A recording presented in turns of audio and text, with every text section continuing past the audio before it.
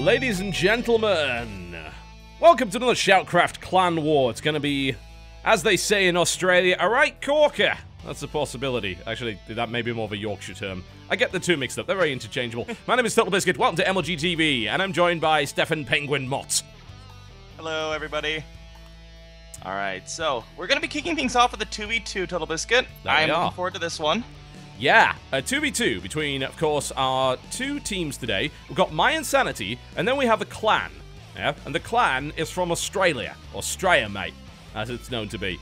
And the lineup is a little bit crazy. The clan is called Clan Who, and they consist of players from numerous teams, including, of course, a couple of root players, Iaga and Petraeus, as well as... who else? Team NV, I believe, is involved in this in some way. There's quite a few of them. Yeah. So this is going to be interesting. The 2v2 will, of course, be our opening matchup, which is going to be a weird one. We've got Iaga and Petraeus, who I know for a fact practice 2v2, and then we've got Stardust and Jacky, who I know for a fact probably don't. Would I be correct in that assumption? We tried to get them to practice in 2v2, to the point where we actually scheduled a bit of a practice session for them yesterday, and they just kind of didn't go. So, as far as if I'm not misinformed, they have never played a 2v2 game together, which means this should be a little bit interesting. Yeah, I'm intrigued to know how this is going to go. It may be an early, easy win for Clan Who here. Outside of that, the lineup goes as follows. After the 2v2, we've got Stardust versus Pig on Neo Polaris Rhapsody.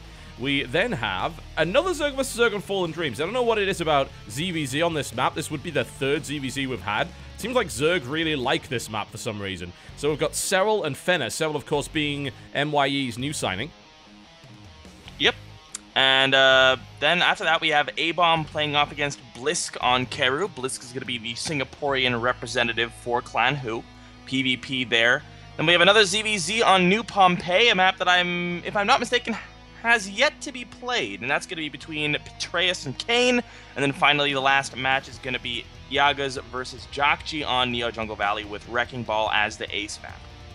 A TvT on Neo Jungle could be very interesting indeed. There's a nice little selection here. I have a feeling the Keru game might end up being quite short, but aside from that, we've got some pretty interesting stuff. We have a lot of mirrors today, though. In fact, the only non-mirror outside of the 2v2 would be Stardust versus Pig. Everything else is a mirror of some description. Well, at least we get to see 100% the non-mirror, as that is the second game. That is true. Absolutely. We know that's going to be a non-mirror, and the ace very well could also be a non-mirror as well, assuming we get to that point. 2v2 on Sacred Path. That's going to be where we begin. I'm looking forward to this one because I don't really know what to expect. It could be very short and to the point. I think if Petraeus and Iaga go for early pressure, it may well be that Jacky and Stardust have no idea how to handle that and just kind of die. But if the Root Boys decide to kind of play a little more laid-back macro style, that may be where Jacky and Stardust can kind of find their stride and just try to win. I think they're going to have a better chance in the later the game goes, even though I would count the Root Boys as the favorites pretty much no matter what here. Yeah, I think you're probably right. We've got Petraeus and Iaga, who are representing Clan Straya, mate, the Australian team. And they'll, of course, both be playing for the Australians as opposed to playing for Root. So they actually came back and joined the Australian team after hearing that there was going to be one. So they wanted to represent their country, which I think is pretty they were doing both. Huh. Yeah, I'm not sure yet. We haven't had Root scheduled as of yet. But yeah, they did want to play. If we ever get Clan Who versus Root, they will play for Clan Who. That I know for a fact. All right, that's cool. They want to represent their country, and why not? You know, that's a cool little bit of national pride going on with that. Yep. All right, we're loading into the game, folks. Sacred Path will be the first one here, and I think we are about ready to get go. I tried to put the scoreboard on there and suddenly realized you can't do that. It's 2v2, but never mind.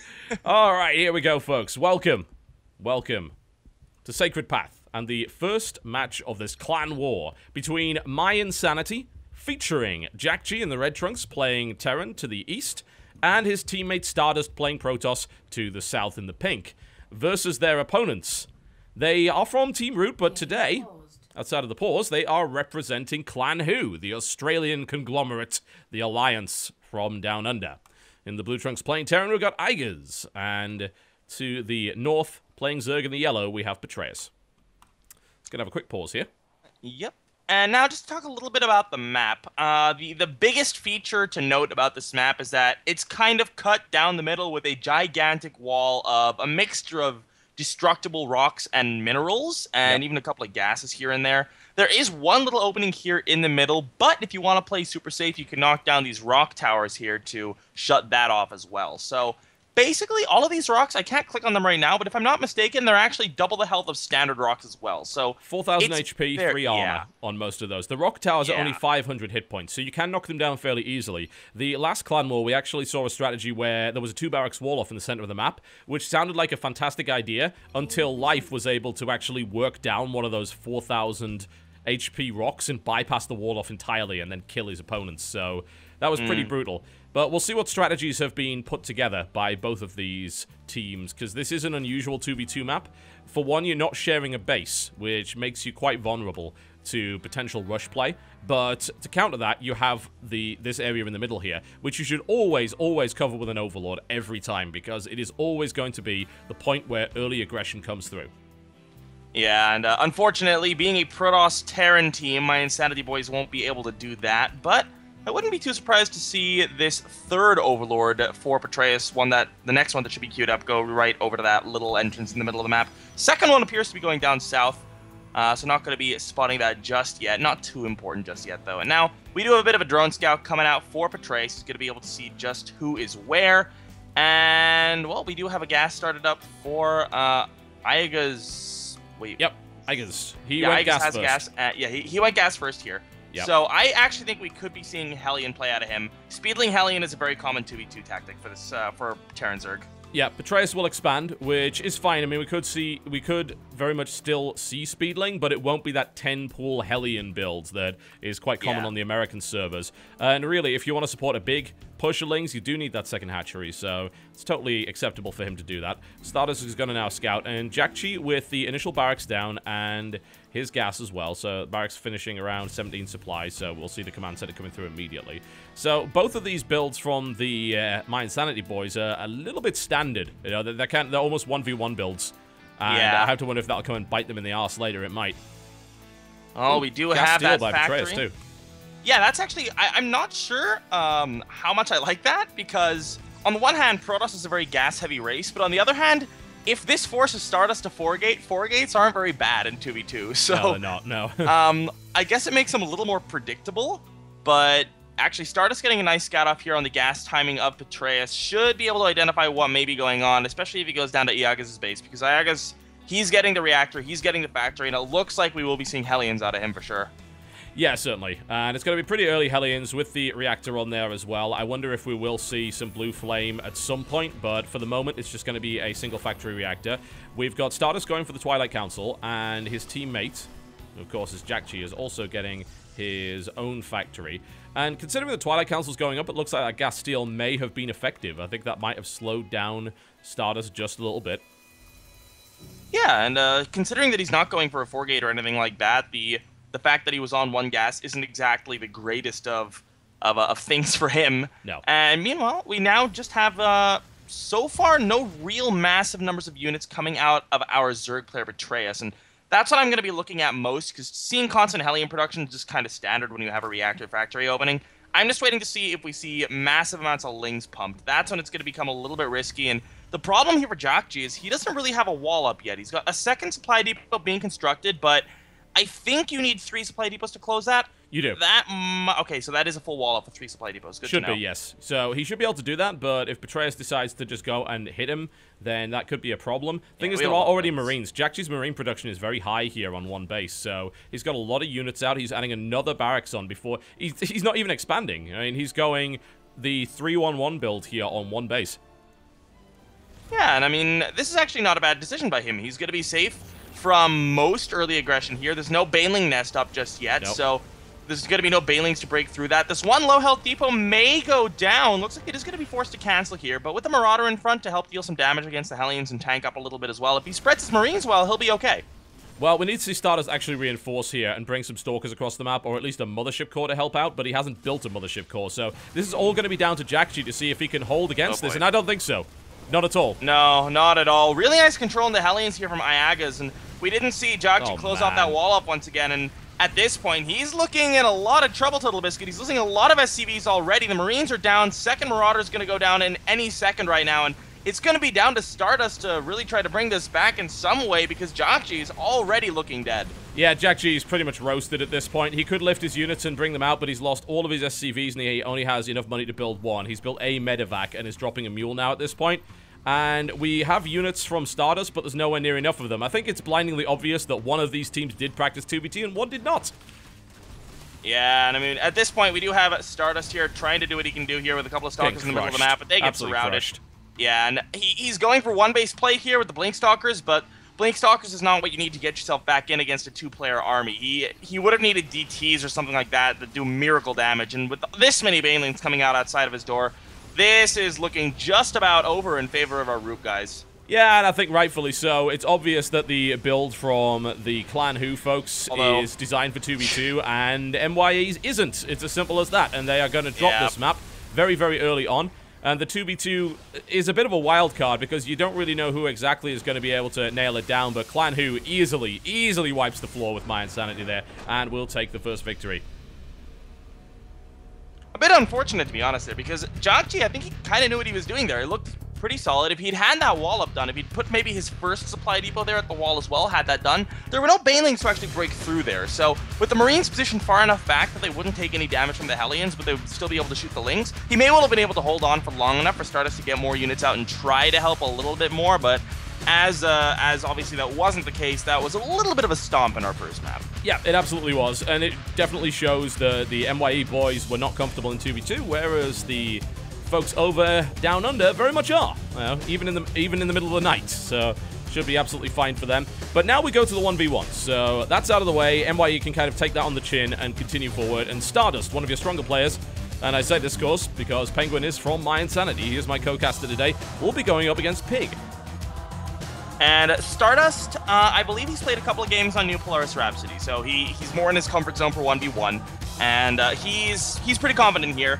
Pig, on the other hand, he's also just a very, very solid player, one of the stronger players on Clan Who, I would say, and consistently one of the best Australian players, so he's definitely enough to pose a threat, but I'm going to be very interested to see what he has planned. Stardust, one of the reasons I actually picked Stardust for this map, I'm not sure what he's going to do, but the timing on the lava is such that you can actually, like, a standard 2-base all-in versus Zerg will not be caught out by the lava. So that's not going to be helping Pig be any safer from the notorious Stardust builds. Indeed. But not sure if Stardust is going to go for that. We'll find out, folks, after this break. You are watching SHOUTCraft Clan Wars. My name is TotalBiscuit. I'm joined by Pengwin as my co-caster for the day, and it's Clan Who, currently up one game in this best-of-7 Pro League format. We'll be right back. Alright, ladies and gentlemen, welcome back to SHOUTCraft Clan Wars, and we're going to be going to our first 1v1 of the day, which of course will be mYinsanity Stardust versus XL5's Pig, playing for Clan Who. Map's going to be New Polaris Rhapsody, which means there shall be lava. Looking forward to seeing the lava. I hope we actually, one of these days, I really hope the lava kills something. We saw it last series, actually, in a TvT. We saw misrallied Marines running right into the lava while the lava was up. It actually has some pretty serious effects when attempting to reinforce. I know a lot of players kind of go on autopilot when they're reinforcing, and they just kind of say, all right, okay, let's just rally Marines across the map. Can't do that with the lava up. It will kill them, and they will not stop at the edge. They will just run right into it. Well, those must have been some pretty depressed Marines, but indeed, thankfully we won't have any Terran rallying issues this time around. I don't think so. No, that seems unlikely. So, ladies and gentlemen, here we go. Welcome to Neo Polaris Rhapsody, and it's my pleasure to bring you mYinsanity Stardust. He is in the styling pink trunks to the southeast, versus his opponent to the northwest position, from Team XL5, representing the Australian Clan Who. Playing Zerg in the blue trunks, it is Pig.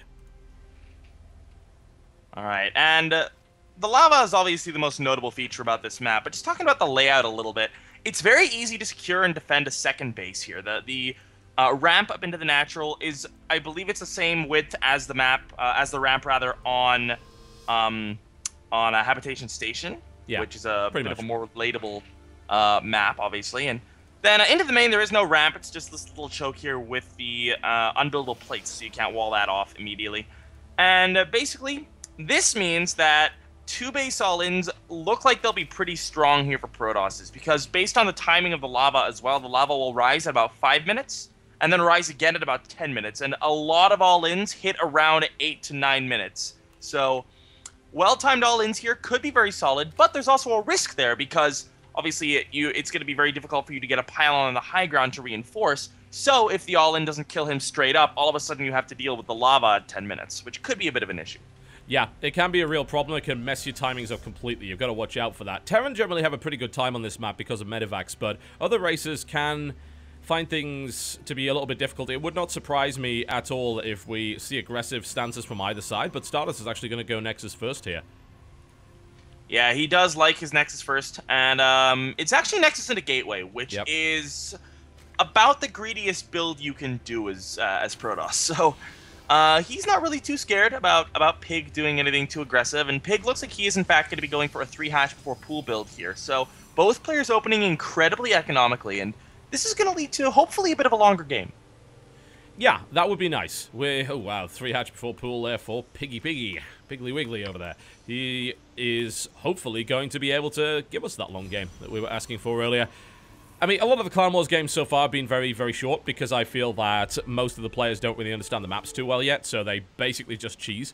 And I have a feeling that as the Clan War goes on, things will get better and better. We saw some pretty cool games between Axiom and Startail, and now it looks like we're going to see a lengthy game from both of these guys.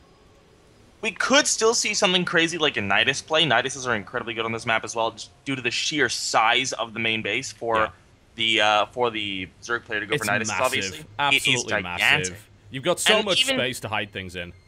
Yeah, and even if you like take into account the giant space down, like if we're looking at Pig's base, the southern bit of the map of the base is obviously very huge, but a lot of people forget about this little bit over to the east of the main mineral line. There's this long little corridor that's a great place to put in Niduses, and I don't think we're going to see that from Pig, because generally that's a 2-base play, and Pig does seem like he wants to play a little more economically centered.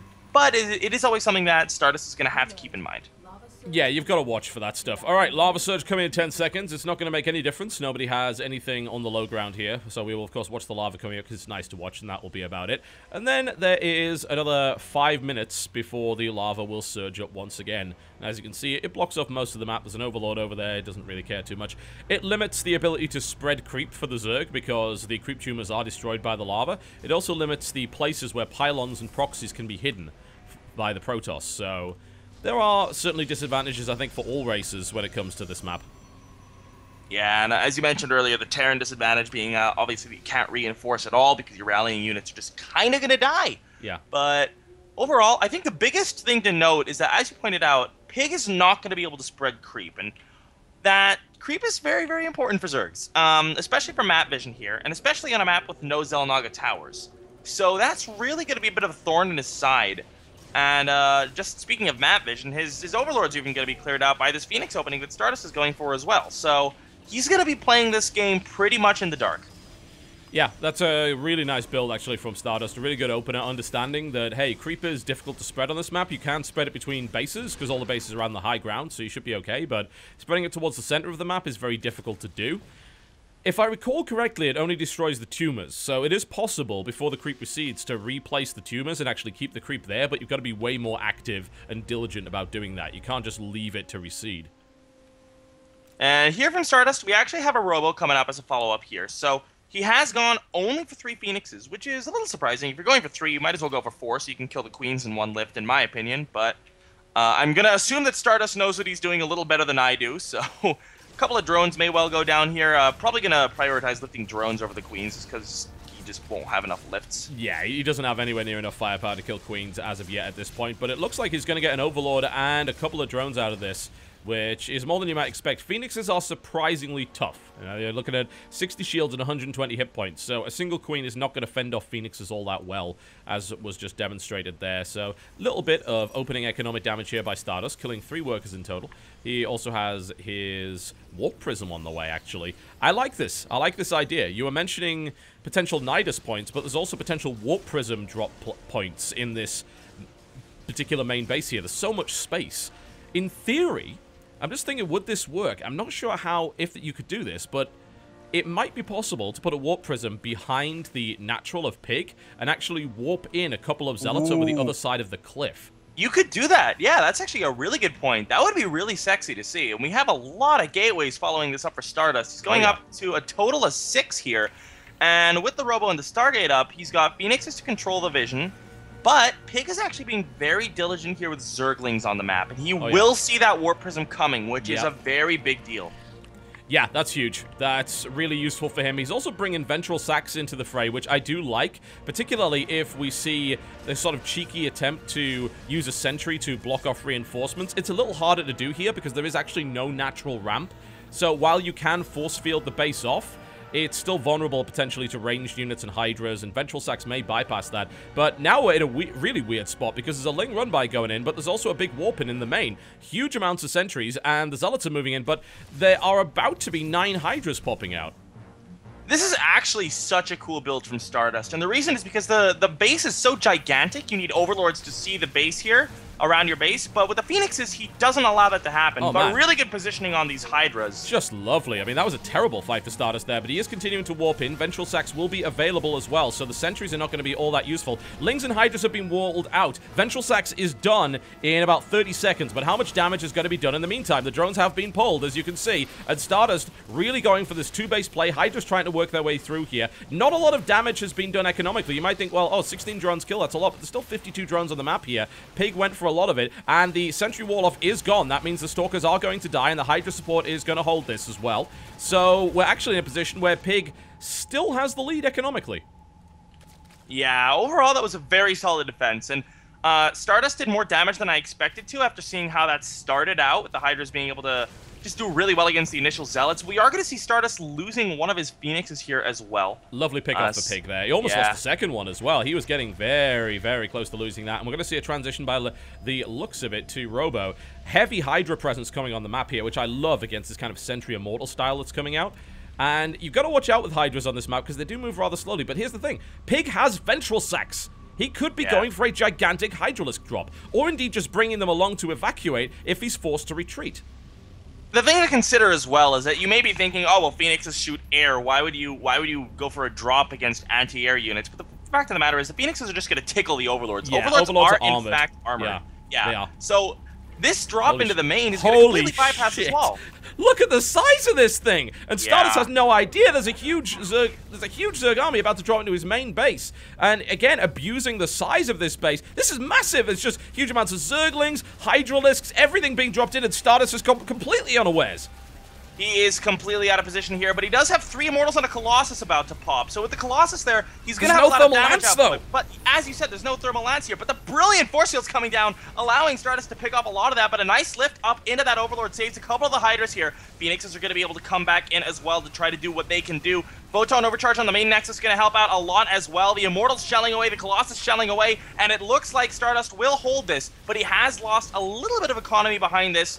And also, he's just given Pig more time to just continue to power up on 3 bases, grab a 4th, and it looks like Stardust may actually lose his +1 armor. Yeah, the Forge is going to go down. I love this attempt to attack from the front here. That's really, really smart. Some damage was definitely done here. Pig remains in the lead in terms of his supply, but you've got to bear in mind most of that's in drones. So actual army supply is pretty ugly. If Stardust is actually able to attack in the next couple of minutes, then Pig might be in trouble, potentially, especially since he's putting a Spire down and looking to transition out of Hydralisk, since that won't work too well against Colossus. But there is only 1 Colossus on the field, and actually, he's not building any more either. He is getting Thermal Lance, which I think is kind of funny for just 1 Colossus, but he actually has one. He has one queued up. He's just supply blocked at the moment. Man, look at this. There's 7 Hydras in Overlords over to the side of the map here, ready to drop, and this is going to be cool. There's a 4th base coming down here for Pig. The problem for Stardust is he can't safely roll out here, because if he... I mean, I suppose he could recall out of the lava, but, you know, the lava's going to come up in 1 minute, so I don't think this is a good idea. Stardust doesn't know about that drop, but he is in position to kind of intercept a possibility. No, he's moving away again. So, oh, Phoenix finds it, although he doesn't know if there's anything in the Overlords. That's the weird thing. Given that there's 4 Overlords over there, he should assume it, and Pig is actually going to assume that Stardust assumes that, and he's going to pull the Hydras back. Picks up a Phoenix, nice little pick up there. That was awesome. I never see Hydras in Overlords. This is a really weird game already. Yeah. I really enjoy this game. This has been a very wonky one, and at this point, though, we're up to 2 Colossi, and I think what we're going to see is we're going to see Stardust push as soon as the lava recedes. Yep. All right, well, lava is coming up here, so let's see what it does to the creep, because we've never actually had a chance to really see that before. Pig has got creep in the center of the map on the low ground here. So, you can't pick up a creep tumor in an Overlord, I'm afraid. It would be nice to see that. Oh, a dead changeling as well. Yeah. So, you will... So, here's what happens. Let's see if they actually go away, because I know a previous version of this map did not kill creep tumors. Ah! Creep tumors on this version are actually invulnerable to lava, so... Okay, cool. All right, well, Pig's fine then. I want to point out something as well. While some people may be thinking that the lava hasn't been too critical in this game, especially since it didn't kill the creep tumors, it's actually played a gigantic role here, and the reason is that delayed Stardust's push by almost a minute and a half, because Stardust was ready to push a minute and a half before the lava came up. But then he would have risked having his reinforcements or his main army even caught in the lava. So he had to delay his push, thereby allowing Pig time to get out 10 Corruptors, which is going to be really helpful against this Colossus-based army. Oh, man, look at this. Hydra drop behind the cliff face using the Overlords for vision. In fact, no, he's just going to go right into it. And Pig has already pulled from his fourth base. There's a Warp Prism drop, however, working on the lair. And there are enough units to actually stop that from happening. So he should be okay there. But the recall is forced because of the harass from these Hydras. So that was a really nice move from... Holy crap. Stardust has killed a lot of workers this game. 41, in fact. But 21 have also been killed here by Pig, who has done a lot of damage as well. That lair, look how much health that thing has. Less than 100. So low. Very sad. There were so many Hydralisks. I mean, it wasn't really going to go down, I don't think. But, yeah, he cut it a bit fine. There's now 30 Hydras on the field. And the Colossus count is at 3. But, as you said, there are 10 Corruptors. Some Roaches being added on for beef as well.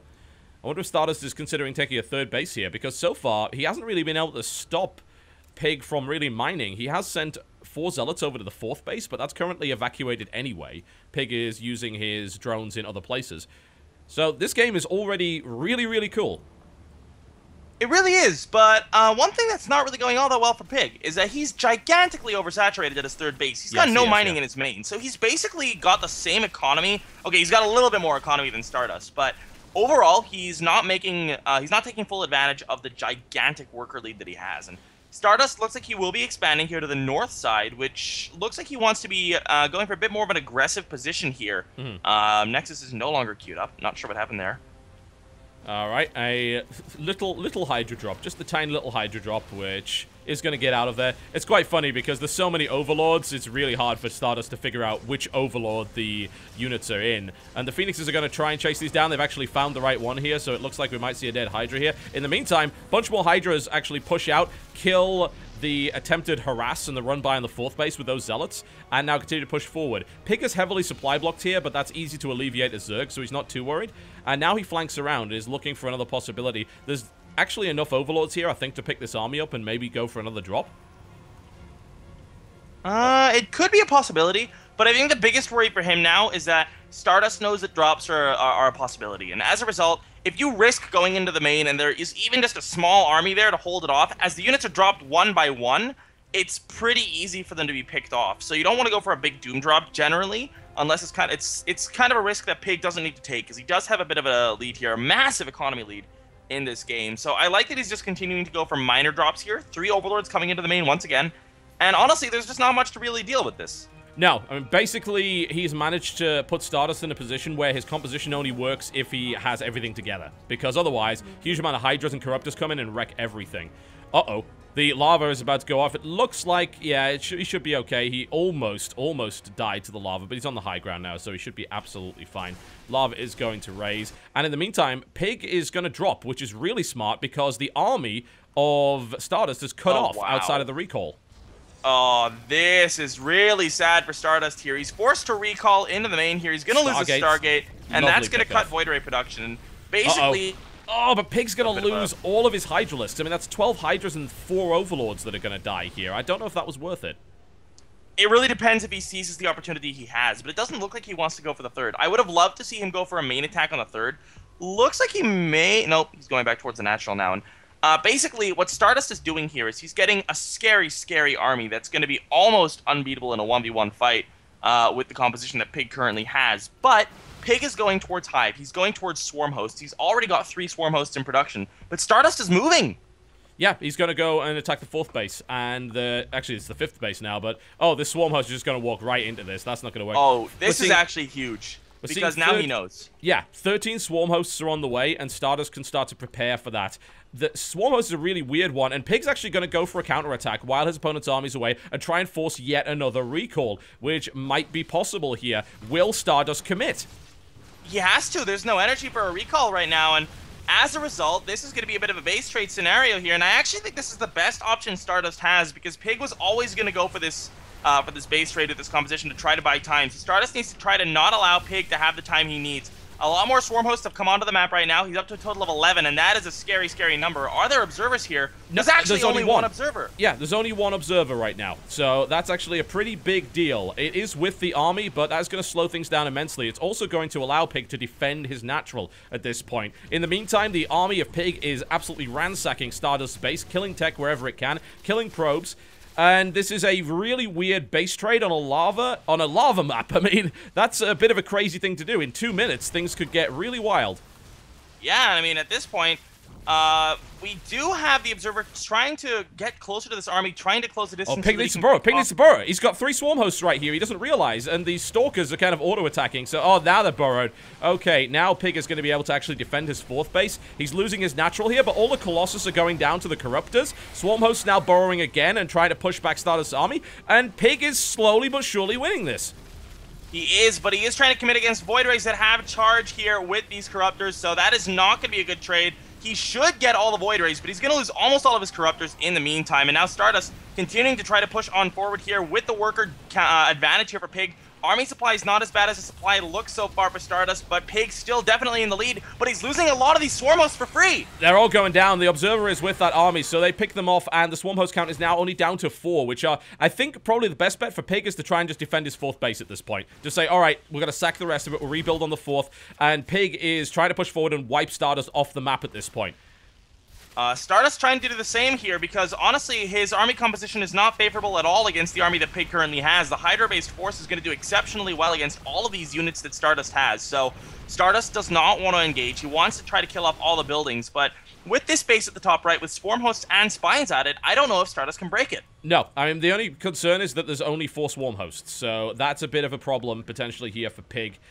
But honestly, Pig actually has the firepower here to destroy the remains of Stardust's base, and Stardust is going to have to re-establish up to the top here. And with drop capability, I think Pig has probably got this one in the bag, but who knows? We'll find out very soon. Lava is coming up now. Oh, a lot of the Hydras. Oh, that's not actually low ground. That's the middle ground. Oh! Pig is actually running units into the lava! No, Pig! Oh, he only loses a roach. Oh, he pulled back just at the nick of time there. That was pretty brutal. Oh, man, this is insane. So, this is the last base. Oh, it's not the last base. Pig actually has one to the east here as well. And it seems to me that all Pig needs to do right now is gather up all of his forces and overlords and attack.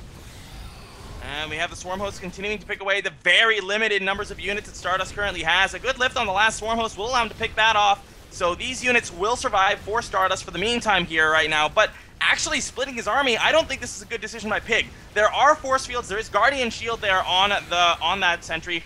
The Observer goes down, which is not that critical since there's no more Swarm Hosts on the map, but here comes the army here for Pig. Stardust needs to control his units absolutely perfectly here. Oh, it's not going to happen. No, there's too much firepower. All the Immortals just died, and that is the remains of Stardust's army just melting into, well, dust at this point, I'm afraid. And Pig is looking to finish this game off. 44 supply to 13 right now. All Stardust has is 4 Blink Stalkers and 2 Overlords. Let's see how good his Blink Micro is. Well, these 2 Stalkers are going to try to get out. Yeah, GG is called, and that was a really fantastic first 1v1 That was hilarious. Series. That was a really, really fun game. And Pig putting on an incredibly impressive performance. The Aussies are up 2 games already here in this best of 7 I was a little scared for him when he almost ran half his army into the lava. That's a hell of a way to throw, but he saved them at the last second, enabling him to actually win that game. So, really great play from Pig.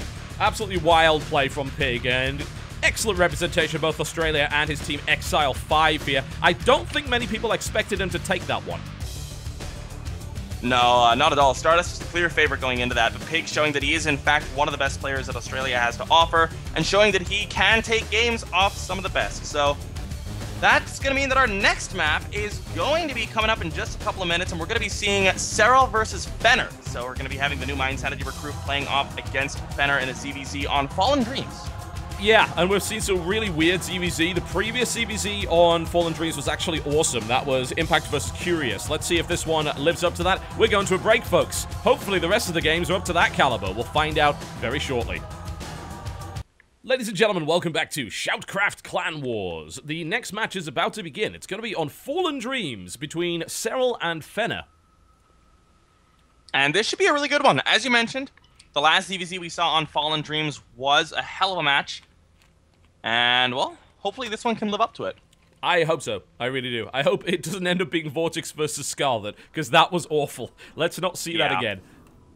Such a... Yeah. The weird thing I don't even know what Vortex is doing that game.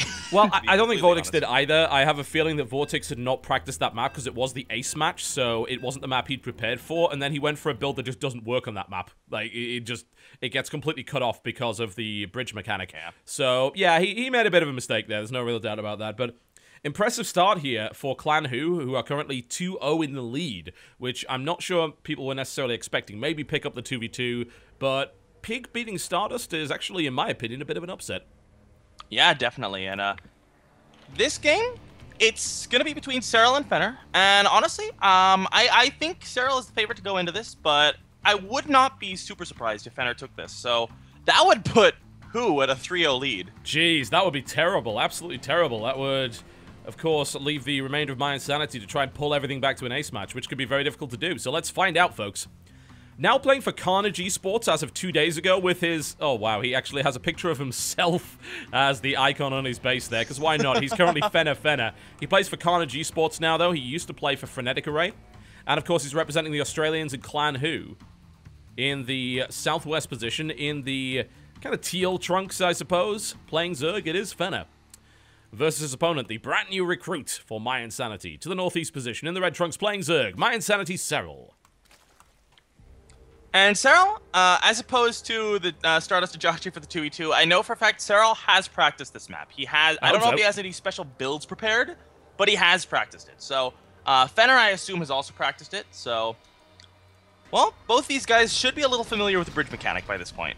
Yeah, this map is probably some of the most famous. Fenner, what are you doing with that gas? Whoa! Gas 12 pool from Fenner here. All right, so we do have a pool first from Sarell coming out. So yeah. It's not going to be a hatch first, at the very least. This build is kind of interesting from Fenner because we just talked about how Vortex went for a Ling Bane build versus Scarlet on this map, but it just kind of died. Yeah, it fails. Slow Ling, Slow Bane does not work because the bridges basically mean that reinforcing takes ages. There is a path around the side of the map, but it takes more than twice as long to get around it. So you can't really risk that kind of build. So I'm wondering what Fenner is planning here. He may be trying to go for a super early speed. If he goes for slow Banes, I don't necessarily see that working out. On the other hand, though, if he has practiced this map and he knows the timings very well, it is also possible that he may have the timings of the bridges worked out so that it actually goes pretty well with this build. Yeah. Which would be really cool to see. Yeah. Is he going to go speed? Yeah, of course he is. Yep, there we go. 150. So, yeah, he will go really, really early speed. I do like this play, considering Sarell has gone very kind of slow build. He's taking his gas on 19 here. So, it will be a massive speed advantage for a while here for Fenner. And on this map, that can be pretty critical, because even if you can't get across the bridges, speedlings, and we're seeing a Baneling nest coming up, speedlings can run around the side of the map fairly fast. Not as fast as they would be able to go over the bridges, but it works pretty well. Alright, now I didn't actually catch if this Overlord for Sarell saw the Lings moving across down to the bottom side. Don't think so. I don't think so either. So Sarell's going to be very hard-pressed to hold this off, because with no ramp into the main, you can't hold position queens there. You can't really block very easily. It's going to have to... it's not even just going to come down to who has the better micro. Sarell is going to have significantly better micro to hold this. But he is going Baneling Nest before speed. Alright, well, that's okay. And he may be able to hold it, but there is about a 50-second difference in this tech. So we'll have to see what Fenner decides to do. Interestingly enough, Fenner is building another queen. He is building a few more Lings, but I don't know if he's oh, yes, he is committing. There we go. I was going to say, I mean, if you're going to 12 pull, of course you're going to commit, but there's 12 more Zerglings being built in here. So Sarell is going to build a Spine Crawler, which will certainly help him here.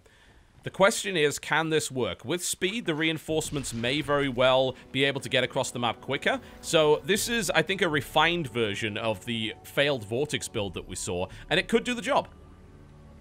Meanwhile, we have a bunch of speedlings moving on into the natural expansion here of Sarell. Sarell's going to be getting a couple of banelings of his own, but Fenner already has a couple on the map. So we are going to have to see some of these queens and that spine crawler. Fenner, in the meantime, looks like he will pick up the natural expansion. Looks like Sarell might sack it, but the banelings for Sarell going to come in. Whoop. And actually getting a really good trade there. Very nice. Both of the banelings for Fenner going down for free, and Sarell could get a really good hit with the second baneling. He's got to be careful not to lose close! So close on this one. The baneling trying to be the hero. He drives it back. He drives it back. Sarell has managed to push this away. Absolutely fantastic control there from Sarell. And he keeps his hatchery alive. The aggression is not done, but really, it had to do serious damage there. He's got one more attempt before speed finishes, but there's 3 banelings morphing in for Sarell as well. And he's already got 3 on the map as well. He's not just sitting on that 1 from before. And now Sarell's on a great spot. The spine is in a fantastic position to zone. With the queens up to the left-hand side, his spine's actually moving aggressively. Bad timing on that spine. That's not too good. The queens are going to try to focus on the banes. He gets one. Go down. Oh, this is so close right here. Another one goes down, but gets a great connection here, and Fenner goes in for damage once again. There's a single baneling available for both. A crash into the center here. Sarell manages to pull most of his drones away. Sarell's going to hold yet again. Only 5 workers killed. And the drone counts right now are even, which means that actually the economy is even here. I would actually kind of like to see one of the players here try to just sneak in a couple of drones just to get a bit of an advantage, but Fenner is committing completely here. He doesn't have the hatchery. He didn't kill the hatchery, so he needs to commit hardcore, and the problem with that is that now he's going to try to expand, but Sarell's in a great spot. Yeah, Sarell's now ahead. There's no real doubt about that. He's not got the resources he needs to break this. Speed is now done, and Sarell actually is going to attempt to counterattack by the looks of it here. There's going to be a Ling run, and it runs right into a Baneling, so that doesn't work out at all here. Sarell is on the ball here in the Zerg versus Zerg. Yeah, he knows exactly where to position his spines, his queens, his banelings. He knows how to do everything on this map. It looks like he really does have a lot of experience here, so definitely getting some practice in for sure, and I'm really impressed with this play so far. His control's also been very, very good. Fenner, in the meantime, is down 10 supply. He has a couple of banelings coming in here. Sarell does pull his links back in time. Well, Sarell's control has proven to be very good so far against those banelings, so if this continues, Sarell is what looking... What is this queen doing for Fenner in the middle of the map? I don't know. That's not where you want to be. You don't want to be on that bridge. Fenner almost lost that queen, actually. The bridge would have retracted and killed it, but... Some more baneling connections here and there, and Sarell with the counterattack tries to cancel the natural of his opponent, and I think he's going to be able to do it, I think. Fenner is continuing to try and reinforce links, but there's nothing there. There's nothing there to stop that. Lovely cancel there by Sarell. And now, I mean, there's this one queen trying to harass the front here. Almost gets an overlord. Okay, it gets an overlord. So mineral-wise, that wasn't actually that bad of a trade. But looking at the actual supplies now, Fenner is looking in a really tough spot here. He just lost a couple of drones as well, and Sarell's up by about 10 supply. A couple of banelings moving into the mineral line here, and Fenner will split, but is it going to be enough? He loses, I think, 2 more. Yeah, nice split by Fenner. He managed to avoid that. He is way behind now, though. 16 drones to 26. He has kind of ended the aggression. I have to wonder if Sarell will attempt to continue being aggressive on just hatch tech here. I don't really know what he can do. He has to be really risky, really risky. Yeah. He had the opportunity to go for another all-in if he wanted to. At this point, that window is passed. He cannot do that anymore. Sarell, on the other hand, he can do kind of whatever he wants. I expect him to just continue piling on the pressure while slowly droning up, because Fenner can either drone or make units. So if Sarell attacks and he's droning, he loses. If Sarell attacks and he makes units, Sarell gets more drones. So either way, if Sarell keeps the pressure on, he's going to be in an advantageous position. 7 more Banes go unscouted. They are going to be No, they're not. The Lings didn't go far enough to see that. A run-by comes in from Fenner as well. He wants to do damage. The Banelings are moving in to try and respond to this. Some workers are going to go down here by the looks of it. The question is how many. In the meantime, the aggression is going to begin for Sarell, attacking Fenner's base here. Some significant damage actually being done by Fenner to the economy of Sarell. One Baneling connects. Second Baneling needs a good one. It gets a pretty decent one. Another Baneling taken out. Great control here from Fenner once again. Excellent surround coming in from Sarell. Takes out the queen. 3 more Banelings still remaining. Can the Lings actually make this work? The 3 Banes are moving towards the middle line, and Fenner doesn't move and takes huge economic damage, and that's the GG. What an explosive Zerg versus Zerg from both sides there. And mYe puts one on the board. Sarell doing very well in his first match here for mYinsanity. Fenner going for a really well-timed out build there. That was actually really nicely done. He had mapped out the timing of the bridges. He got the lings over in time to make all the banelings. Really, really cute play out of him. I like the build, but the fact of the matter is, Sarell just knew the map well enough to be able to hold it off pretty well, and it didn't really look like the lack of a standard-sized ramp into the main hindered him too much.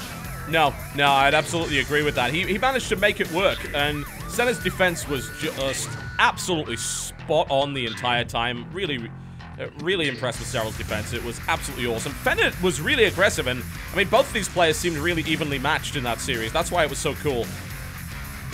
Yeah, and overall, the control was really good from both of them as well. A couple of minor mistakes, but that's what ends up deciding games like that. One or two minor mistakes on one side while the other player plays a little bit better, and all of a sudden, you've just lost. Well, and it is ZvZ in a nutshell, isn't it? You know, it's a knife-edge matchup at the best of times, and that was really awesome. I enjoyed watching that, and that means we get, well, we've got a series on our hands. It's currently 2-1 here. Excellent play by Sarell to hold the line here for mYinsanity, and now we're going to get to see Keru, which is actually going to be a PvP. And it's going to be Abomb versus Blisk. We've got Ireland versus Singapore here. And Abomb's also practiced this map a little bit, so I'm wondering if he has anything planned.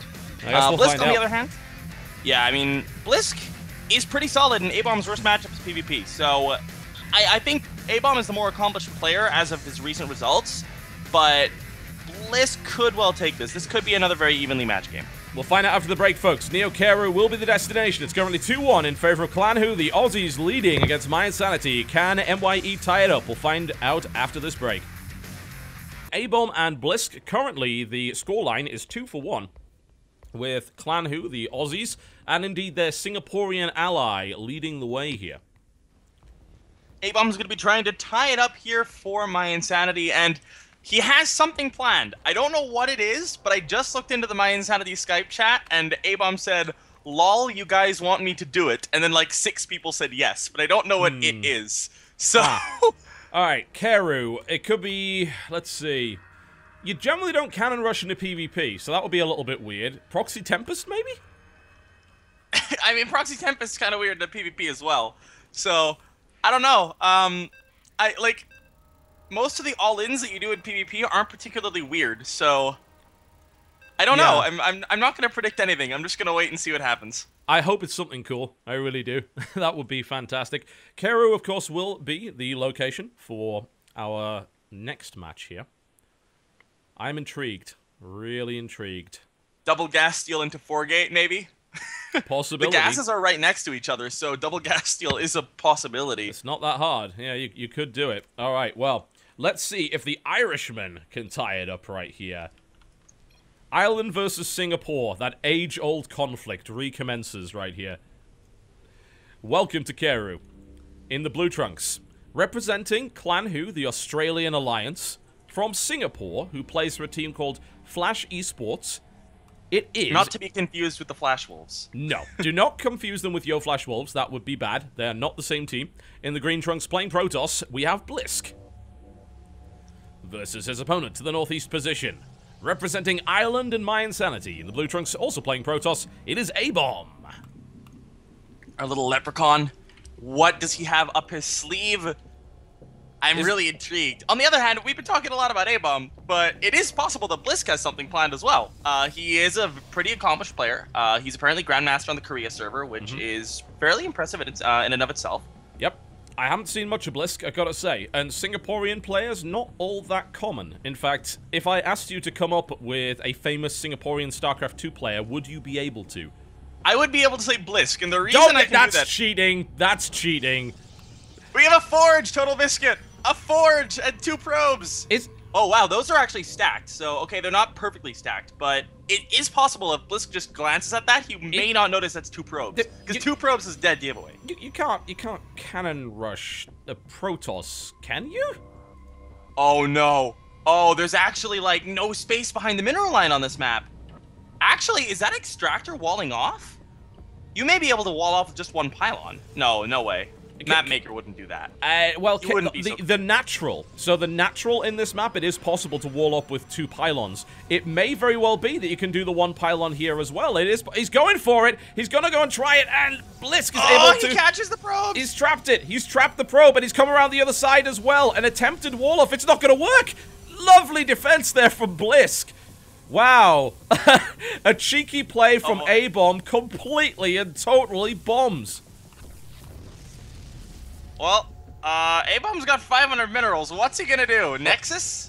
I suppose. 3 gateway zealot rush, go!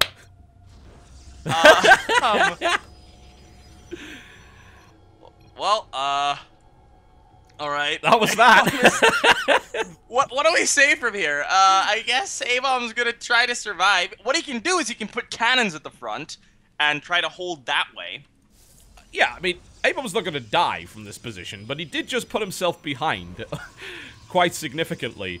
Man, that was obviously his plan. We were talking about cannons earlier. This map in particular has some really interesting cannon spots. The problem is that if you are experienced on this map, you know that they're there.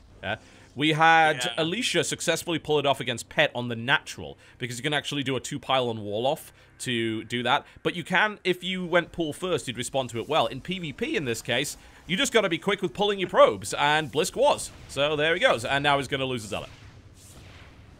Meanwhile, we have Abomb's Gateway starting around the same time as Blisk's Twilight Council, which is, never weird. really ideal. I think Blisk may just go Blink here, but the map's actually not that good for Blink. So DTs are also weird because he's got cannons at the front. It has to be Blink. You'd think so, wouldn't you? It's 1-base Storm. Perfect new meta for this map. I like how Abomb is like putting a freaking cannon in his main mineral line. He just has too much money. Well, yeah, he was going to build like 4 cannons. He was going full Haas, and that just didn't happen. So there you go. Alright, so the Nexus is starting up here for Blisk. Blink is starting up as well. Abomb, meanwhile, getting a pretty decent probe count in his own right. He's caught back up in the probes, 23 to 22 in Blisk's favor at the moment, but Abomb with that Nexus a little bit earlier should actually take a probe lead. So he's going to be looking to try to stabilize from here, which Blisk should not allow to happen. But he is expanding himself, so he's not going to go crazy all in or anything against this double cannon at the front. Yeah, he's just going to play a macro game out from here, I think. And he knows that he can because, frankly, Abomb is slightly behind. I mean, I wouldn't even put it slightly behind. He's quite behind in terms of his tech. Blink has already started. Cybercore just finished for Abomb. He committed an awful lot to that Forge, and it hasn't helped him yet. Yeah, so... Well, it did help him successfully kill a Zealot. Oh, Never forget. Yes, that's actually very true. That was the end game of that particular build. It allows him to kill that one Zealot that accidentally wanders into range. So, to be honest, Abomb is nothing short of a genius. I mean, he is the Gary Kasparov of PvP. Alright, so he is going to be going up against 3-gate Blink. The additional gateway is only starting up now, so... I think Blisk thought he was going to try cannon again there. He pulled all his probes to try and kill that. The 7-minute cannon rush. Meanwhile... counter-meta, man. We have 4 cannons now at the front for Abomb. That's quite a lot of cannons. That is probably going to stop most things outside of, I don't know, maybe Immortals or Colossus or lots of Blinkstalkers or many other things. On the other hand, if he gets an Immortal or 2 out, you're never going to want to blink into 5 cannons and an Immortal. No, so I guess it's going to be successfully intimidating Blisk. Yep. Jesus, how many cannons does it mean? 6 cannons already. That's over 1,000 minerals. That is. And I hope they certainly prove their worth. To be fair, cracking... Yeah, 500... Yeah, cracking 5 photon cannons and a photon overcharge, assuming that Abomb actually bothers to build a mothership core at some point, that would be a little bit difficult. What's a mothership core? Cannons are all that exist in this world. Well, cannons have exactly the same DPS as a mothership core photon overcharge. They just don't have quite as much range. But he counters that by moving the cannons forward. See? Again, a genius. That's true. And we do actually have him chronoing out Immortals here, which is going to allow him to probably hold off this Blink attack, to be completely honest. There's no way to blink into the main. Oh, there's a Warp Prism. Oh, he's just going to lift into the main. Wow, that's cheating. That's a really weird use of a Warp Prism. It's like, let's put Blink Stalkers in the Warp Prism. It's like, why? Why would you do that? Well, in this case, you do it because this is a terrible Blink map. And that's going to be the drop, and Abomb is not going to see it. And here we go. So, the question is, what will Blisk attempt to warp in? Is he just going to go for the 4 He might just go for the 4-Stalker hit squad, actually, here, and just blink around and pick off a sentry or two, and then pick up and get out. But, oh, lovely trap there by Abomb. Takes down one of the Stalkers, saves his sentry as well. So, Blisk is looking to try and do damage. There's now going to be a attempted warp in by cannons! Blisk. Oh, they almost killed another one!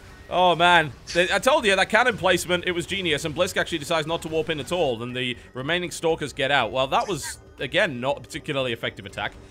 Okay, to take a look at where we are now. Abomb began this with the biggest cannon rush fail I have seen in a long time, and now he's up by 4 workers, has an upgrade lead, and he's going to be behind on his third gate timing, on his third base timing, but he's actually stabilized, which is fairly impressive, I must say. I think we've seen why Blink Stalkers in Warp Prisms is not a commonly used build. Yeah. Well, to be fair, 5 cannons at the front, also not a very commonly used build. That's true. Yeah, you gotta counter meta that meta, don't you? A-bomb with the 5 cannons, there's no way you can successfully blink assault that without taking severe losses. And A-bomb's actually now on 3 immortals now, so I wonder, are we gonna see a transition out from Blisk into Zealot Archon here? We could. It's definitely a possibility. With the charge and the Templar on the way, it looks like it's a probability at this point. Yeah. Now, we do have the third base nearing completion here for Blisk. Abomb, on the other hand, adding on 3 more gateways, getting his own charge, and getting his own Warp Prism too, and 3 more gateways. So he's going to be going up to a total of 1, 2, 3, 4, 5, 6 gates. What do you reckon to the third base positioning on this map? It's a little rough. The main reason it's rough is that if you take down those rocks, you can come in from 3 different angles, which is really scary, but it's not really going to be that big of a deal in PvP. More so if a Zerg were playing this map. Now, one thing we have to note is that Abomb is going to be going for an attack here. There is no Mothership Core, so he can't recall out. There are 3 Immortals, though. 3 Archons for Blisk. So, I don't know how this is going to go. With Overcharge, I would say Blisk should be able to defend this. Yeah, I would think so. It doesn't seem like Blisk is actually positioned in order to fight against this, and the DPS of that army is quite strong. Even with Photon Overcharge, it is possible that Nexus might get knocked down. He's hallucinating multiple Colossus here. I have to wonder if that's something that Blisk will fall for. Well, at this point, he should notice that the damage output doesn't reflect the fact that they're Colossi, but he's just going to focus down that Nexus. And the Nexus is dead. Kill the Nexus, kill the Nexus. What do you... No. A-bomb. Just... 2 more shots would have done it, and now the engagement comes in. The Archons are at the front exactly where they need to be. The invisible imaginary Colossus are, needless to say, doing nothing whatsoever. A-bomb evacuates an Immortal towards the back here, and it continues to hammer away at these Archons. However, Blisk has Immortals of his own. Zealot's trying to get into the fray here, but Blisk with a successful pushback, and A-bomb taking significant losses as the hallucinated Colossus don't do a damn thing. Well, he's continuing to try to fight here, dropping the Immortals once again on the low ground to the Zealot Warp, and not the greatest decision. Yeah, it's not going to be able to work at all. GG's called. Blisk will be able to take the 3-1 lead now, and that puts Clan Who on match point. Yep, match point. 1 game away from elimination is mYinsanity here. A-bomb with the strange build, which unfortunately did not work. I think it's safe to say it did not go the way that he was planning. That did kind of put him behind. Not killing that third base. I mean, if he just killed the third base and got out, I think he would have been fine, but he didn't. And he kind of ended up in this position where he tried to commit but didn't actually kill it. So it ended up being a pretty bad fight for him, all things considered.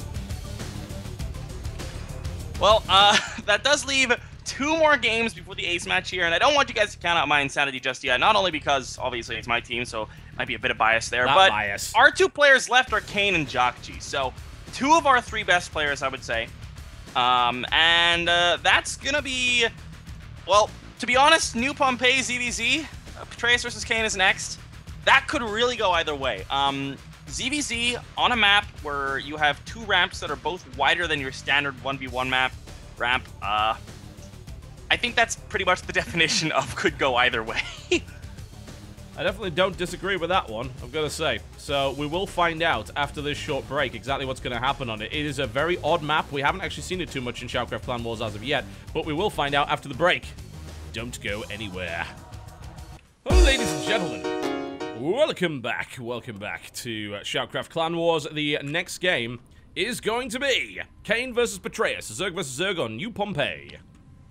I believe this is the first map, the first time we're going to be seeing the map New Pompeii in Yep. SHOUTCraft Clan Wars. Yeah, it's actually been one of the later maps in the map pool, and we just don't get there most of the time. So this time around, we're actually going to see New Pompeii, which is a rather odd map. It's actually a 5 spawn map, and something that you don't usually see. It has some very strange rock paths and rush distances, and also has some force fields around the side of the island, which prevent most airplay. Yeah, they are very close to the base, so airplay is very risky. It doesn't really apply too much in Zerg versus Zerg, though.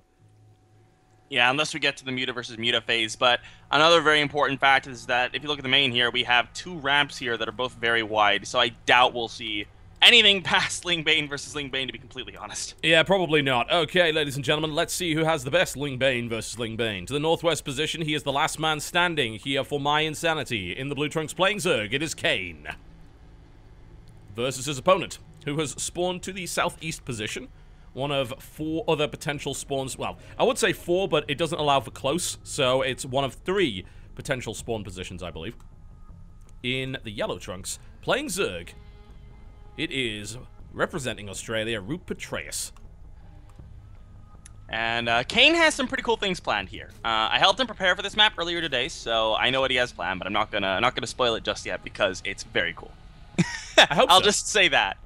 Yeah, I hope for some craziness. Kane's Zerg versus Zerg is ridiculous. Like, anyone who's watched him repeatedly bury Scarlet over and over again in this matchup knows that Kane is not to be trifled with in Zerg versus Zerg play.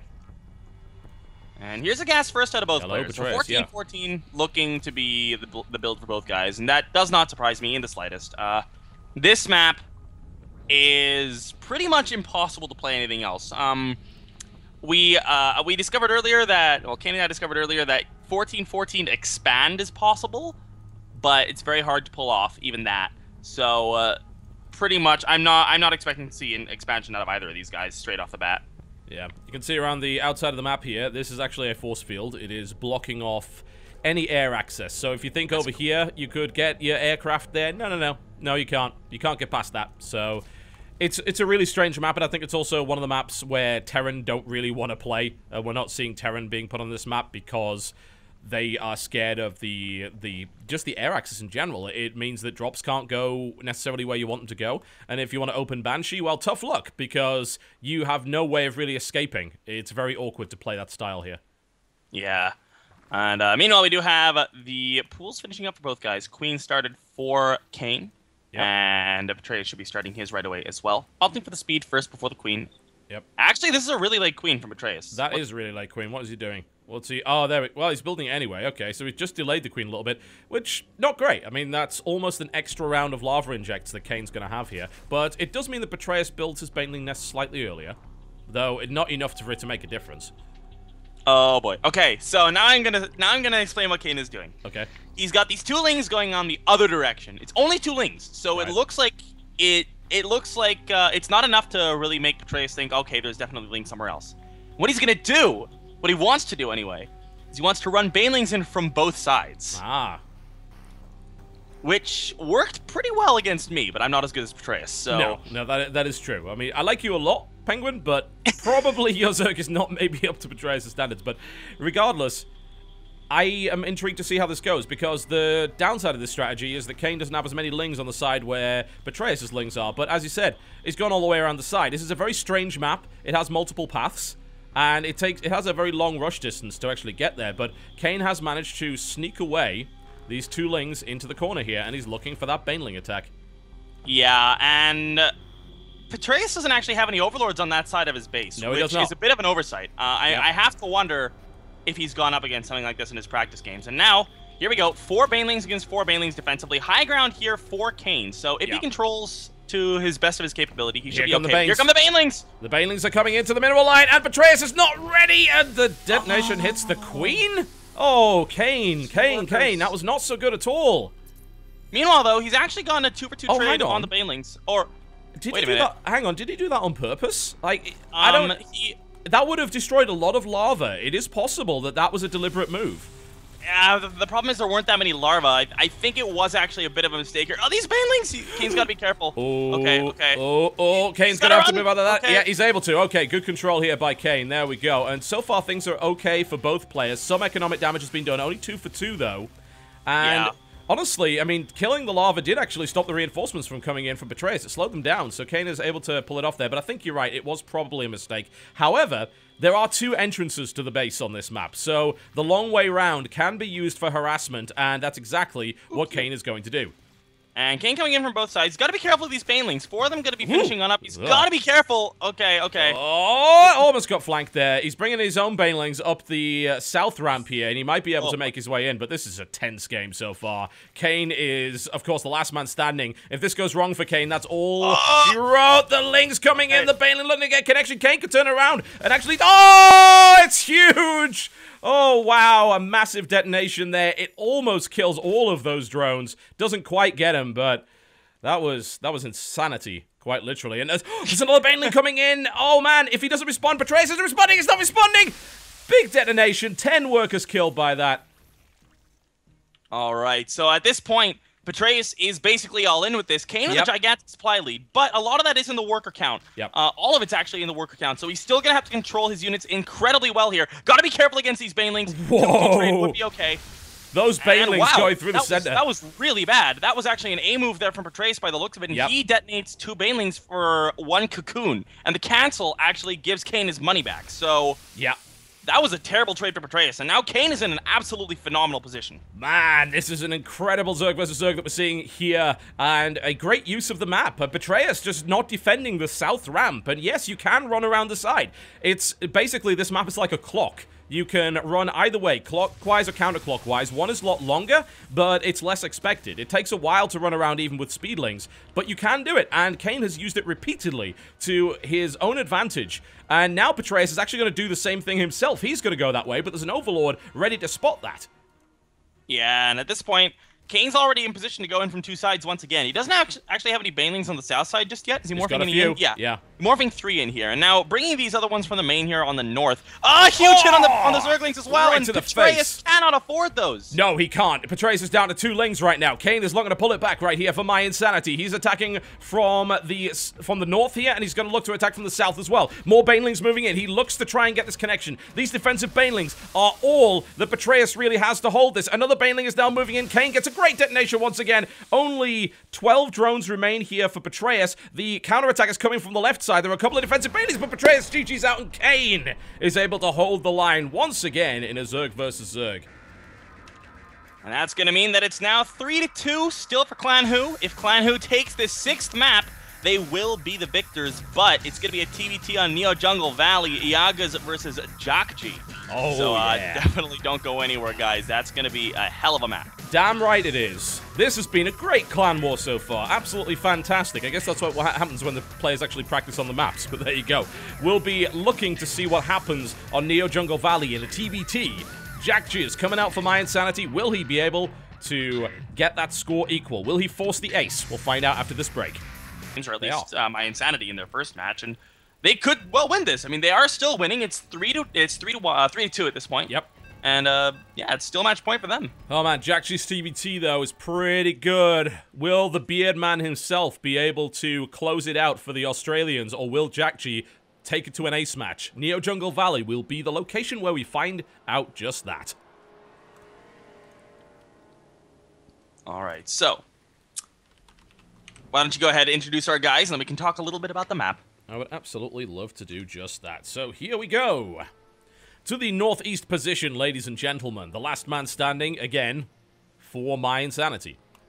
He is holding the line. He wants to take it to the ace match. He's in the blue trunks playing Terran. It's mye Jacky versus his opponent. To the northwest position.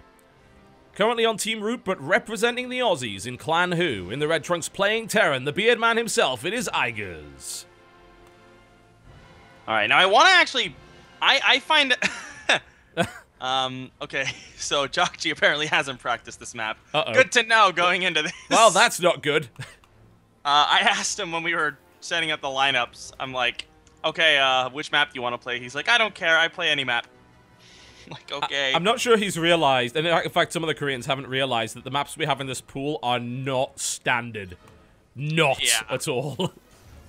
I I pointed out a couple of the things about this map, but he's going gas first. So is Iaga's actually. So both guys going gas first. Yeah, Iaga's is a bit quicker on it though. He actually went gas on 11, I believe. Yeah.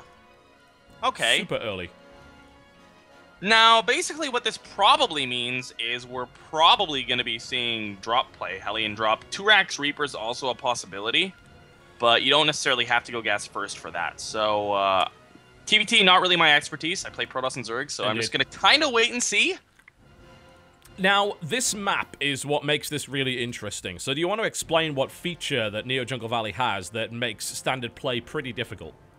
Well, basically, it's not an island map per se, but it kind of is in that there's rocks here guarding the only 2 entrances to your sort of area of the map. Absolutely. But you can get to the other side of the map with Reapers and, of course, drops. Yeah. And that's exactly what Jacky and Iaga are both going to be going for. They're both hoping that their opponent is going to say to themselves, okay, I get 4 free bases, I'm going to play super greedy. Yeah, this is a map that, so far, we've only really seen a Protoss play against a Zerg player, and it ended up just being a 2-base Blink all-in, which is actually very good on this map for obvious reasons. There are ways and means to get across the map that can be exploited, especially as a Protoss. You could actually warp in over the cliff to the right-hand side there using a pylon. That's possible. There's all sorts of little tricks you can do, but if you're playing Terran or Zerg, Zerg has a much easier time scouting on this map because of Overlords, and Terran has a much easier time doing early harass because of Reapers. Yeah, so basically we have 1 Reaper coming out from Iaga's, and he is going the right direction, so he is going to scout very early. Which is going to be nice for him. Jacky also getting a Reaper, but not before 2 Marines. So if he can actually somehow catch this Reaper, I don't think he will. But if he could, it is possible that he could deny scouting, but no, not going to happen. No, here we go. Coming on in the base. Absolutely getting in the base. It's going to see whatever it wants. It might even get an SCV. We'll see how good Jacky's control is. It's pretty good. We know that for a fact. So wouldn't be too worried for Jacky here. But the scout happens. And Iaga finds exactly what he wants to know. And a Reaper is coming out for Jacky as well, which will allow him to do exactly the same thing. So the hope is that Jacky, of course, has actually practiced this map. He may just be sandbagging. I have a feeling that that's exactly what he's doing there. Lovely catch by Jacky, actually. And a bit of a slip-up by Iaga to allow that to happen. And now he's going to go across the map and have a look-see. And basically what we're seeing out of both of our guys is Cloak Banshee, and Iaga knows this because he saw the gas. Jacky has yet to see the gas, but he should see it. Iaga's going to try to get it out, but he doesn't. Close. If he'd moved that top Marine just a little bit, he would have been able to do that. And Jacky is going to get the scout. He doesn't see the starport, but he does see both gas, and they're both mining. So that's really only indicative of one thing in this match. Yeah, either really weird double armory, really fast mech upgrades, or Cloak Banshee, and it's not going to be the mech upgrades. No, somehow I don't think that. We actually have a Widowmine coming on out here for Jacky, and Iaga hasn't actually made one, so Jacky opting for a different manner of defense than his opponent. Iaga's probably just going to be getting a missile turret. No, he doesn't have an engineering bay. He's going to start with Widowmine of his own. Yeah, okay. I think they both kind of figured it out, but I'm a bit concerned that this Widowmine may not do the job defensively because it is Cloaked Banshee on both sides. So it can be a bit dodgy as to whether or not that actually ends up working. Banshees are going to cross here, and they're going to wonder why they don't have air-to-air weaponry. Well, this is awkward. I guess we'll just let them know that there's something coming our way. And, well, Iaga's going to be the first one to make contact by the looks of it. Actually skipping by the natural. Does he actually see that expansion? Yes, he does. He's going to delay that. To delay that. Nice little pick off there by Iaga. And now, of course, Jacky moving in for the same thing. Where is that Widowmine? That's kind of the concern. There's a Widowmine on both sides, and there is one right there. Jacky with good control so far. And in the meantime, there's the cloak coming up from Iaga. And Jacky's Widowmine is actually kind of out of position by the looks of it. He did put it there. Oh, Jacky's Banshee gets caught.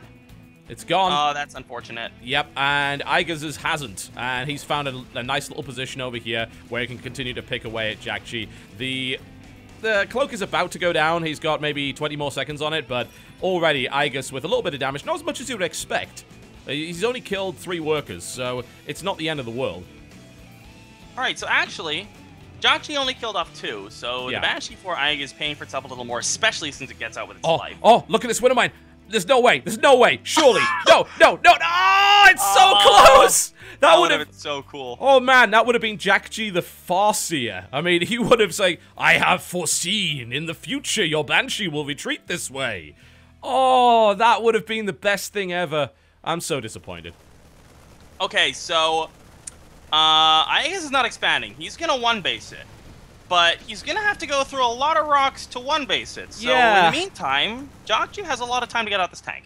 Yep, he does. And Jacky is going to push. I'm not really sure what his plan is here. He's double checking that he can't get to his opponent's base. Yeah, it's like, no, you can't. No. I mean, if they both meet in the middle, then these rocks kind of become irrelevant. And we'll see if Jacky actually decides to try and work his way through the rocks here. And now Aigas, of course, is pushing forward. So army supply for Aigas is 14 Marines, a Raven for some reason, as well as 2 Vikings and a Banshee, and this 1 Widowmine.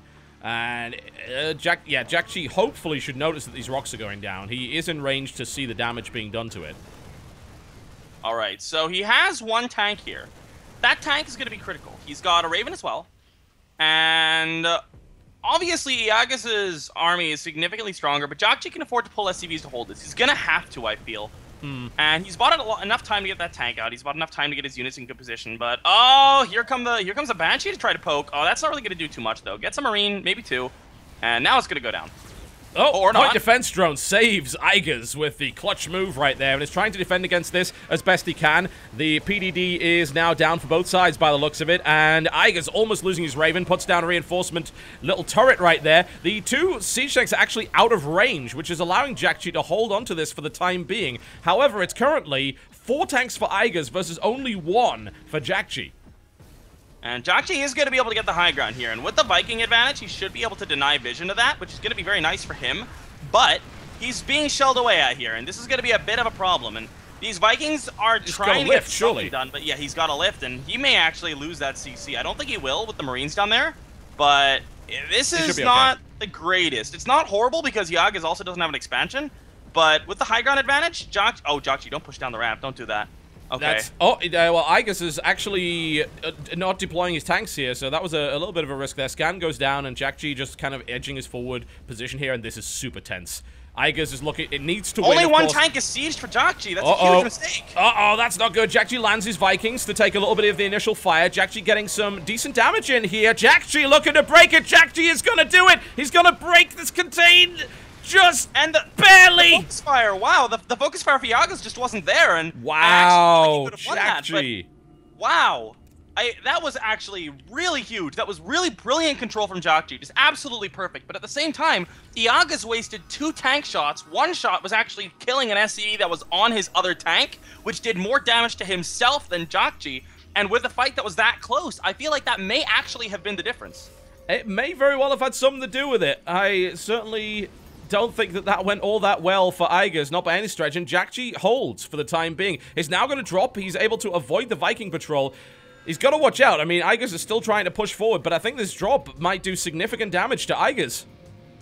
Stim is also nearing completion. +1 is done, by the way. And the big problem now is that the air superiority does go to Iagas, so he will have a vision advantage, vision superiority, I guess. And he is going to be able to do some damage. But in comes the drop into the main here. Is there enough to actually hold this? There are going to be some losses taken here by Iagas, who's down to under 20 workers. Yep, he's taking significant economic losses. He can kind of afford to because he is only 1 basing from here, but still, that drop is a little bit annoying. It wasn't maybe the best use of Marines from Jacky. He didn't really achieve that much. Another push is coming in right here. Will he be able to break it this time? I think there's too many tanks. I don't see Aigas breaking this under any circumstances. And Aigas is going to lose everything. GG is called. The ace match is here. Jacky tying it up there, and that's going to mean that we're going to be going to Wrecking Ball to decide who takes this. And as it is the ace match, the players are not yet known. Nope, they are not. Absolutely not. So the teams have 5 minutes to choose their ace, and it can be any player, including one that hasn't played or one that has already played. All right, so I'm going to take a bit of a recess myself to talk to my boys and see who wants to play. Sounds like a good idea. We'll take a break, of course. We give the teams 5 minutes to choose their ace, and then, of course, the map is preset. It is Wrecking Ball. So this has been an absolutely fantastic clan war up to this point. I'm hoping the ace lives up to it. It would be terrible for things to go down an anticlimax. We'll find out after the break, folks. This is Clan Wars, the ace match between mYinsanity and Clan Who, coming up after the break. Oh yeah, ladies and gentlemen, here we are. The ace match has come to us, and what an amazing series it's been to get us to this point. And Jacky holding the line, and he will in fact be the ace for mYinsanity versus Pig on Wrecking Ball at TvZ. Pig's already killed Stardust today. If he can take out Stardust and Jacky in the same clan war, now that is something he can put on his resume. That'll do, Pig. That'll do. That'll be an incredible result for Pig. I mean, he's always been promising, and I really like Pig. I mean, he almost beat Crank to get into WCS. He only lost 2 games to 3, so he's no pushover. And I think he's one of those really cool players from Australia that never really gets a chance to shine. He's also an amazing commentator, I might add. He's done some really good commentary stuff. But now he's getting to show his skills. And my hope is that this will be awesome. Ladies and gentlemen, welcome to Wrecking Ball and the ace match between Clan Who, representing both the Australians and his Team Exile 5. In the blue trunks, playing Zerg, it is Pig. Versus his opponent to the north position, the last man for mYinsanity. In the red trunks, playing Terran, it's Jacky. Now, I'm not sure about Pig, but Jacky has never played this map. Yes. He is, however, aware of the turrets. Yeah, we have actually updated this map since last time in order to allow the turrets to be seen. So, initially, the earlier version of this map, you had to scout the turrets to see them. Now you see them on the map. You'll see all of these right here. These are 6 neutral missile turrets. They defend the west of the top base and the east of the bottom base. And they will shoot at anything that gets within range. Any air unit, it doesn't matter what. They are designed to prevent this really kind of exploitative drop play, as well as air play, from attacking the extreme bases over the side here. So you've got kind of 4 bases that you can take that make sense, right? If we look down to the south, there's Pig's base. He can then take his natural here. He can then take his 3rd here, and then his 4th here. And then his 5th, it's over the other side, and usually you wouldn't take that base, but because of the neutral missile turrets, it's actually a lot safer to take. Taking a look at the bases over here as well, you guys watching are definitely going to be used to seeing just the standard base, 8 mineral patches, and 2 gas. But if we're looking at Pig's side of the map, the main base has 9 mineral patches rather than 8. Yeah. Then the natural only has 7. Yep. And then the probable 3rd base has 6, whereas the other potential 3rd base also has 9. Yes. But the problem with the one that's forward is that it's a lot closer to the enemy, and it looks like it's an awful lot easier to attack, too. Yeah, you can just place a couple Marines or Roaches behind that mineral line. Yeah, you can. And just shoot the SCVs. And of course, once it's mined out, it opens another attack path for your opponent, too. Yeah, this map has got a lot of tricky plays. Basically, everything you can choose here, every potential kind of 3rd or 4th base has its own advantage and disadvantage. So you've got to be really careful with your choice. And it actually makes this map very interesting. So far, we've only seen Zerg versus Zerg on this map. So I'm really hyped to see a TvZ here. Yeah, didn't we see Panic versus Ryung Yes, yesterday? you're absolutely right. Sorry, we did see a TVP, but it really didn't demonstrate the map too well because it was just a blink rush, essentially, that killed Ryung, who was too greedy. So this time around, I think we're going to see something really cool. I hope we do, and we do see macro openings, just standard play out of Pig, CC first out of Jacky. Yep. While that's not super normal for standard players, TvZ, for Jacky, that's pretty much just what he likes to do, so not too weird for him to go CC first here. Another interesting note, the natural's actually on the high ground, and the main base is the low ground. As a pro player, like, how does that actually affect you? Does it even make a difference to have the main base on the low ground? It's a lot easier to have a contain up. Because if you're containing your opponent, generally the disadvantage you have is that your opponents are on the low, like you're on the low ground of your opponent. So your opponent can just shoot at you from the high ground. But if you have a contain up, especially let's consider PvP for a moment. If you're on the high ground containing your opponent, they will never get out. Yeah.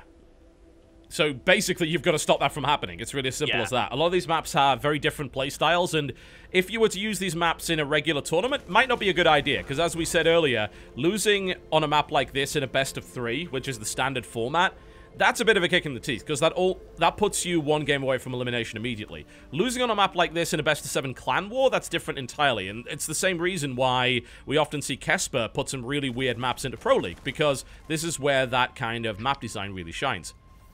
Yeah, and honestly, I love these maps as well. Like, I feel like a couple of them, Karu especially, could actually have a place in competitive in competitive tournaments. And the best testing ground for stuff like that is this kind of a format. So yeah, because usually you wouldn't get to see players of this caliber playing on these maps. Occasionally you'll have a map making tournament where you get some decent pros, but we're talking about top-level players like Jacky and Stardust, and, of course, we saw ridiculous amount of talent coming in. We even had Life playing a 2v2, for God's sake. When do you ever get to see that? Yeah, I saw that. That was actually really fun. And, we actually have a Banshee coming out from Jacky. He told me that he liked Banshee idea, but he said that immediately after I showed him the neutral tech lab, so I was kind of hoping he'd build his starport on there. Yeah, for those who don't know, there are a couple of neutral add-ons. These are kind of a weird addition to the map, honestly, and we haven't seen the Terran player use them yet. It might be possible to pull off some weird proxy play involving that, but so far, we have Jacky making his way into the main base, attempting to do some damage. There should be enough links to shut this down, but depends how good Jacky's control is, and I don't think it's going to be enough to stop it, I'm afraid, but Jacky does get a bit of information in the process. Pig is going for roach drops again, and he went hydro drops against Stardust. He did, yeah. But he seems to really like the pneumatized not the pneumatized carapace, the ventral sacs upgrade. And well, he certainly needs both, otherwise it'll be the slowest drop in history. I think I actually saw, who was it? Back in Wings of Liberty, there was one guy who actually used to do that. Slow drops. Stardust a lot. Yeah. I don't know who that was. Oh, Pig, careful. Oh dear, Pig is getting his bacon cooked right here. Great Hellion play from Jacky. With only 2 Hellions, he takes down 4 workers. Totally worthwhile. And another run-by comes in, but the Roaches are here to hopefully shut this down before too much more damage is done. But he picks up 2 more drones. Not too bad. Not quite doing the damage that I think he would have wanted, but he's still okay with that. 6 pro kills, drone kills. Actually has him in the worker lead right now.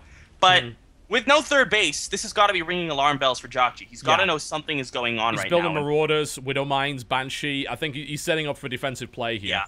The biggest thing is that I don't know if he's going to expect drops coming in, especially given the map. I mean, obviously the turrets only guard one side, but that can also give a bit of a false sense of security. Your opponent's just not going to go air. And the Banshees will confirm Roaches moving across the map, and there are actually 2 Banshees already out, so the third one will be out by the time the attack commences. Yeah. And even with drops, Jacky's actually in a pretty good spot here. Yeah, and he's already managed to pick off 2 Roaches, and he should be able to get a 3rd and a 4th before this even hits the front wall. I mean, this attack is going to do nothing. Pig has basically just wasted a bunch of Roaches here, but it's almost like he's trying to draw his opponent out of position. And whoa, that's a Nidus Worm, and it immediately gets scanned by Jacky.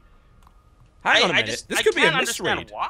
Like, a Nidus Worm play, like, investing in Nidus and drops is 400 gas, and they do kind of the same thing. He's going to cancel this, surely. I mean, there's no way he's going to let this Nidus finish. Well, he's going for the drop here, so only about 10, 12... No, 10 Roaches are loaded up. That's not a really scary number. No, it isn't. I wonder. When you're only up by 8 supply and you're going Roaches, that's not very good. Roaches are not very supply efficient here, so Pig's already in a bit of a tough spot. Pig's in a terrible spot. I mean, look at this. Look at the 3 Banshees over the side. He knew there were Banshees on the map, but he's actually going for a drop. And again, there aren't actually all that many Roaches, and there's already Marauders. This could work. I mean, there's no stim yet. Hang on, there's a Nidus follow-up. There's a Nidus follow-up, and he's driven his opponent up to the high ground away from the Nidus Worm. He gets stim. He killed off the tech lab. Unbelievable. What is this build coming in here from Pig? He's got a Nidus Worm out. He's bringing queens. He's spreading creep. He suddenly gets the maneuverability. Jacky is pulling off the line, but this is insanity coming in here from Pig.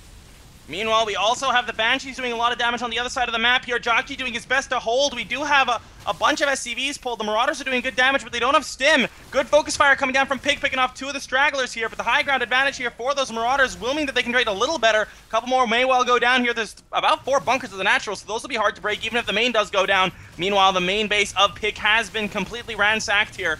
23 worker kills. The Banshees coming back. They've got to come back to defend against this. This is doing too much damage. There's already Queens and Transfuse available. Creep is actually all over the CC of Jacky right now. His production facilities are being camped. He's got Roaches and Queens. He's continuing to reinforce through the Nidus Worm. The problem, though, is that the Queens have been transfusing the Roaches, which means there's no transfuses here for the actual Queens while they fight the Banshees, and that means that the anti-air is going to be gone, which does mean that over time, these Banshees will trade efficiently, and there's still a Banshee attacking for Jacky here. This is insane. I don't know if this has done enough damage. I mean, the bunkers are going down. There's a lot of Marauders available. Pig catches yet more. The Roaches continue to do damage. Jacky has lost a lot of his economy, but of course, so has Pig. The Marines are coming up. There's more reinforcements coming in from the Nidus Worm. Not a huge amount. Looks like... Oh, there's a drone in the Nidus... Is the drone in the Nidus Worm? I think he's going to build spine crawlers or possibly spores in this base here. He's continuing to try and sack the main base of Jacky. Oh, no! He wants to build spores, but the spine pool's been killed! Oh, no! He can't do it! What can Jacky hold against this? I think he might be able to do it. The roaches are dying off here. And there's 4 Banshees on the map, a 5th one in production right now. Jacky takes a supply lead. There's still bunkers here at the natural. The roaches are going down. Pig under 40 supply. He has forced the lift on that CC, but there's nothing to kill it. 3 CCs worth of mules against only 13 drones. Pig looks down and out. He really, really does right now. I mean, this is nuts. He's going to have to retreat. Is this really going to go to a normal game after this? That Nidus is finally killed off, and Pig is going to back away. The spawning pool is completing at 13 minutes. What is this game? This has been an absolutely ridiculous hold by Jacky, taking a gigantic risk to go across the map with a bunch of those Banshees, all 3 of them, in fact, and brought back 2 of those 3 offensive ones to try to hold in the end, and it was an incredibly close hold, but he managed to make it happen. And it looks like Pig is going to be going for the Nidus on the outside again. Where is in comes the Banshee fleet for the main. It's outside the natural. Yeah, outside the natural. You're right. This is really weird because this lair is definitely going to die. There's no question about that. I mean, Pig can't really hold this part of the base, and I think he knows that. Nidus is up, and we've got roaches are doing what exactly? They're killing a couple of Marines. They're knocking on the front door here. There's 5 Banshees out here for Jacky, who is now going to go for the main. There's Spore Crawlers available. Pig needs to make sure... Oh, his Spores are in the wrong position here. Jacky's going to try and destroy this base, and he's got enough Banshees to do it, I think. Yeah, Pig is in such a bad spot. Moving the Spores down to the main was a big mistake on his part, I feel. GG well played this call. Jacky, with 2 wins in a row, secures the win for mYinsanity here. What a crazy clan war. That was an insane series. I mean, the game in general was just nuts. Every game we've had here has been awesome one way or the other. The fact that Jacky held against that is bizarre. And you know what's kind of strange is we were talking about that high ground earlier. It actually worked in favor of Jacky because he was fighting from the high ground as those roaches were attacking the main, which was on the low ground. And every time they attempted to go up into that natural, they were being hammered by bunkers and hammered by marauders. Jacky with a ridiculous hold against an unbelievably overwhelming strategy and a risky play to send the Banshees across, but they did so much damage that it did the job. It absolutely did, and that means that this clan war is going to end 4-3 in favor of mYinsanity, but I have to say, Clan Who? I feel like a lot of people may have been thinking that they may be a little out of place in this team, not team league, but in this series of clan wars, bit outmatched. But they showed today they are not outmatched. They are here to show good games. They're probably even going to win a couple. And, you know, I'm really looking forward to seeing what they can show in the future because those players played some amazingly entertaining games.